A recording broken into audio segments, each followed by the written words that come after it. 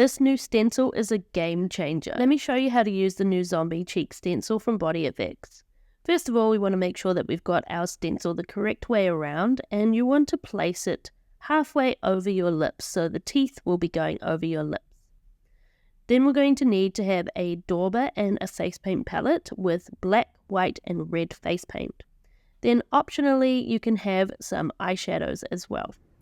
So first we're actually going to start with white, and we're going to fill the whole first gap of the stencil with white on our dauber, like so. Then we're going to wait for that to dry and then get a new dauber and get some red face paint, and very carefully align the next shape of the stencil on top of the white that you've created. Please note that this is a lot easier to do on another person than it is on yourself. So now we've got our red, so this is the gums, and now we're going to go in with some black for the last shape, and voila, we've got our awesome little design there.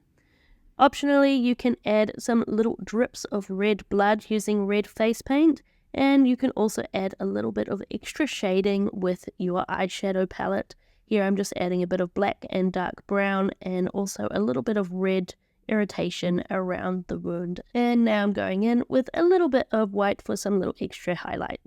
So this is super easy. You can just wipe the stencil clean with a baby wipe and just use it over and over again. Total game changer for Halloween, and if you're not the best painter, then this is totally for you.